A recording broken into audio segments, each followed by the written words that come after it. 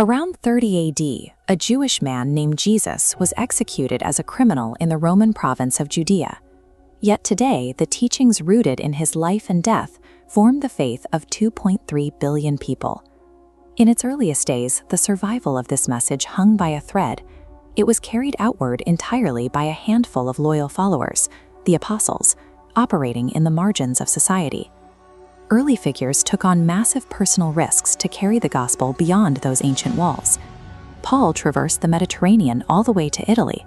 Mark established a church in Alexandria, and tradition holds that Thomas journeyed as far as India to build small Christian communities. This grassroots network faced immediate, crushing resistance. Across the Roman Empire, emperors considered themselves divine, and they directed intense state-sponsored persecution against anyone refusing to worship the old gods.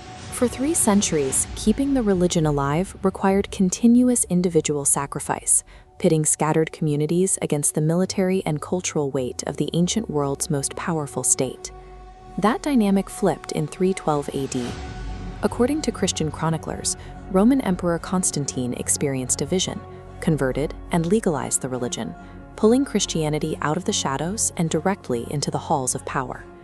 With imperial backing, the scattered communities could finally organize.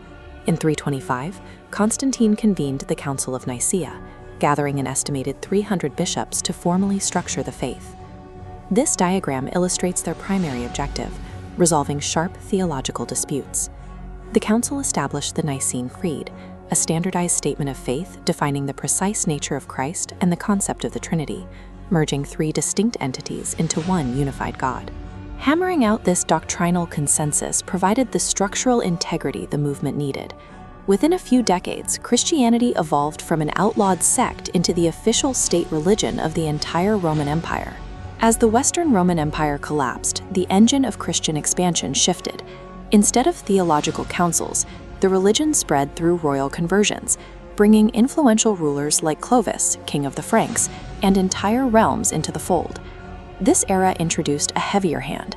Rulers like the Frankish king Charlemagne conquered vast territories across Europe, often converting his new subjects by force at the point of a sword.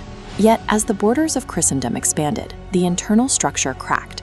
Tensions between the Greek East and the Latin West culminated in the Great Schism of 1054, permanently splitting the faith into the Eastern Orthodox and Roman Catholic churches.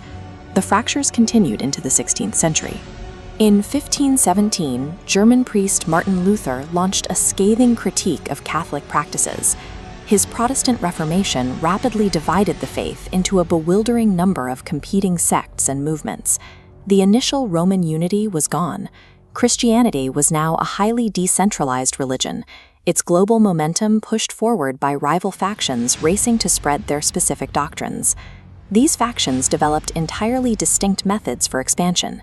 In Asia, early missionaries like Alopen reached China and translated texts by adopting existing Taoist and Buddhist terminology to make the foreign theology accessible. That careful negotiation contrasts sharply with the era of European imperialism. In 1494, Catholic monarchs utilized the Treaty of Tordesillas to formally divide the newly discovered lands of the Americas between Spain and Portugal.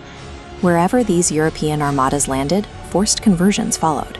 Across New Spain and Peru, colonizers violently imposed Roman Catholicism on indigenous populations, dismantling native beliefs to install their own architecture and faith.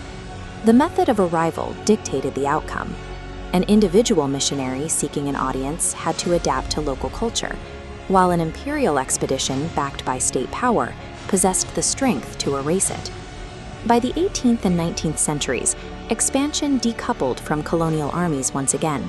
Independent men and women began traveling deep into unmapped territories, embarking on perilous journeys to reach isolated communities. Scottish missionary David Livingstone spent years navigating the interior of Central Africa, spreading his faith while mapping massive geographical features like Victoria Falls. This work demanded intense cultural immersion.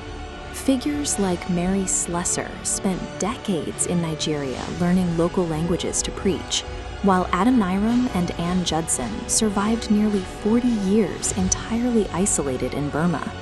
This persistent influx of foreign ideas generated deep resentment. missionary work was actively resisted by Hindus and Muslims in India, contributing to the 1857 uprising, and it triggered violent, large-scale backlash during China's Boxer Rebellion. Just as it had in the Roman province of Judea nearly 2 millennia earlier, the continued spread of the faith rested on individuals willing to walk into environments that actively rejected them. The 20th century introduced an organized threat.